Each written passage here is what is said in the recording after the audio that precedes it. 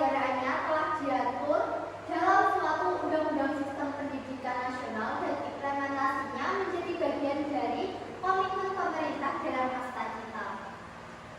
Contohnya, di dalam pembukaan Undang-Undang Dasar 1945, Undang-Undang Dasar 1945, Undang-Undang Nomor 23 Tahun 2003 tentang Sistem Pendidikan Nasional, Undang-Undang Nomor 14 Tahun 2005 tentang Guru dan Dosen, dan lain-lain. Selanjutnya, Asta Kabinet Merah Putih. Asta Kabinet keempat yaitu memperkuat pembangunan sumber daya manusia atau SDM, sains, teknologi, pendidikan, kesehatan, prestasi, olahraga, kesetaraan gender, serta penguatan peran perempuan, pemuda, dan penyandang disabilitas. Selanjutnya, Asta Cita ke-8 yaitu memperkuat penyelarasan kehidupan yang harmonis dengan lingkungan, alam, dan budaya, serta peningkatan toleransi antar umat beragama untuk mencapai masyarakat yang adil dan makmur.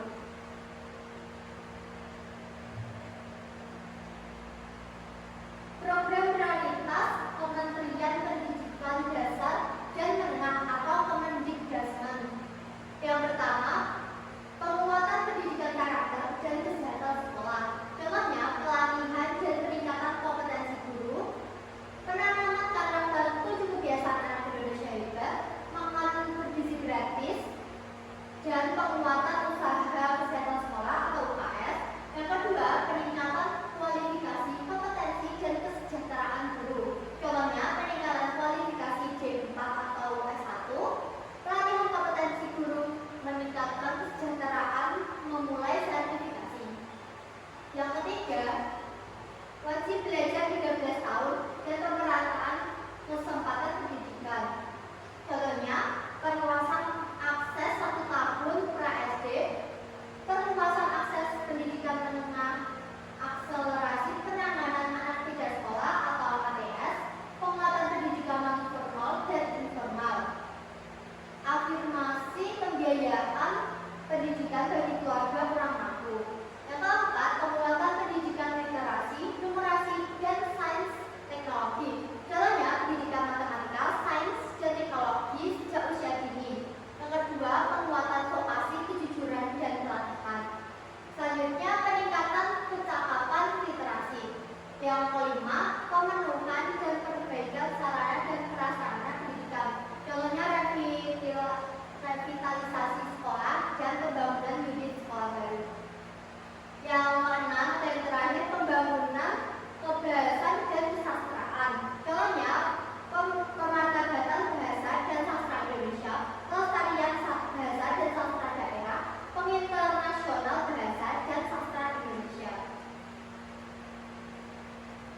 Selanjutnya, program pembangunan dan revitalisasi satuan pendidikan.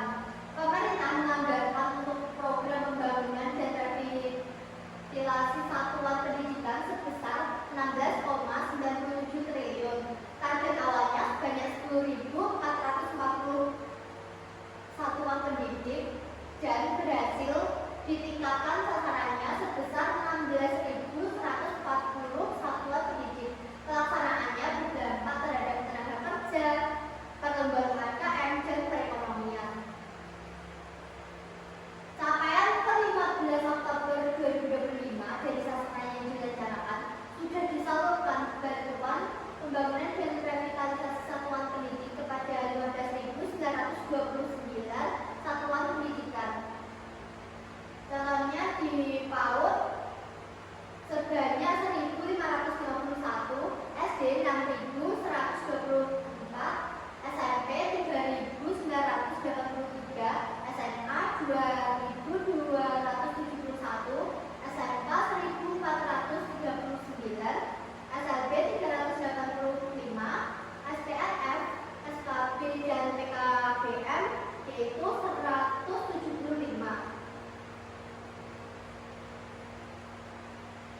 Digitalisasi pembelajaran. Perangkat digital itu berupa smartboard, laptop, eksternal LED atau alat pembelajaran, internal satelit, dan solar panel.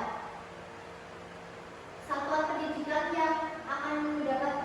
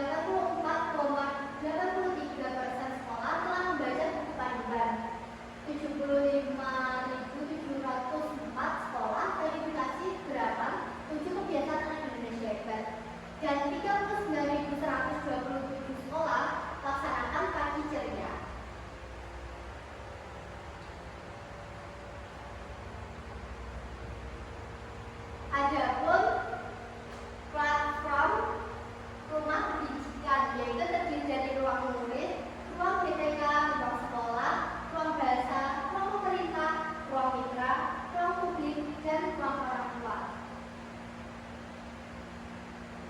Program selanjutnya yaitu tes kemampuan akademik atau TKA.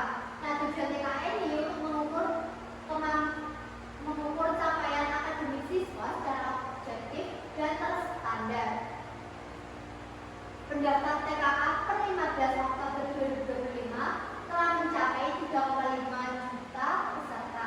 Pelaksanaan TKA tahun 2025 ini dimulai dari jenjang SMA atau sekitarnya dan dimulai tanggal 1 sampai 9 November 2025 untuk jenjang SD atau MI dan SMP atau MTS dijadwalkan pada Maret atau April tahun 2026. Pelajaran mendalam prinsipnya berkesadaran, bermakna dan menggembirakan. Berkesadaran itu contohnya pengalaman belajar peserta didik untuk menjadi pembelajar yang aktif dan mampu meregulasi diri. Yang bermakna yaitu peserta didik dapat merasakan manfaat dan relevansi dari hal-hal yang dipelajari untuk kehidupan.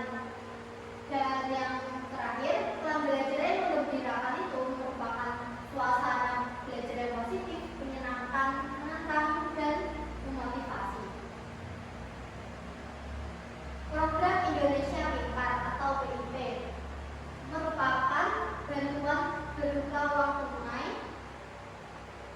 perluasan akses dan kesempatan belajar untuk dari pemerintah dan diberikan kepada peserta didik yang berasal dari keluarga miskin atau rentan miskin untuk membiayai pendidikan. Dana PIP untuk membeli buku dan alat tulis, uang saku peserta didik, biaya praktek tambahan dan biaya magang, membeli seragam sekolah dan perlengkapan sekolah, membiayai transportasi ke sekolah, biaya kursus bagi peserta didik, pendidikan formal. Program selanjutnya yaitu aplikasi pendidikan menengah atau AM.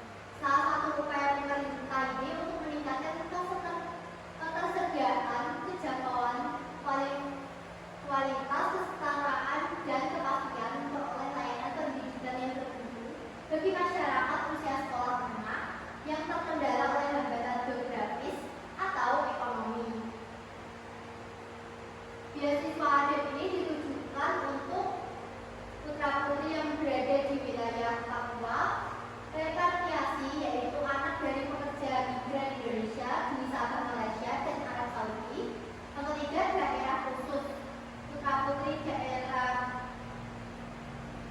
R dan wilayah perbatasan. Yang selanjutnya adalah dana BOSP atau bantuan operasional satuan pendidikan.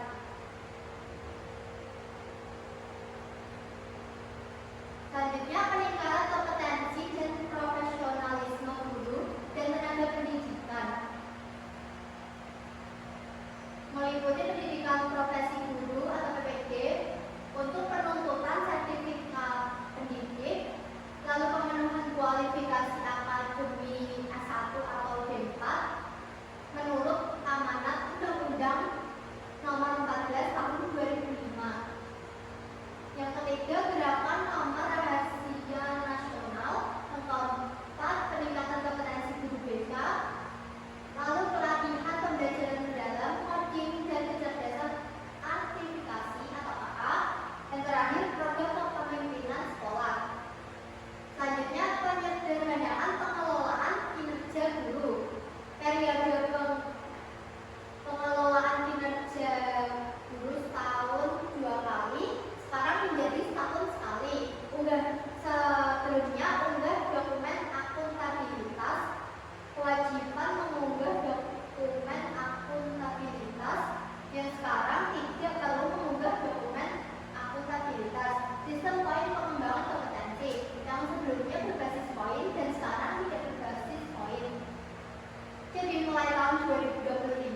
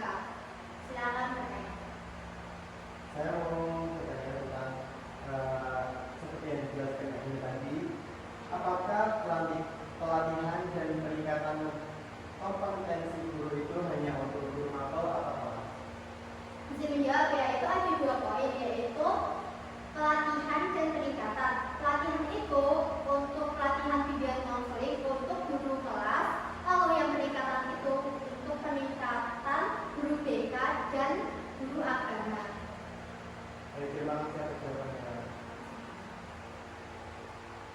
Ada lagi? Saya. Bagaimana cara penggunaan rumah pendidikan? Bagaimana cara penggunaan?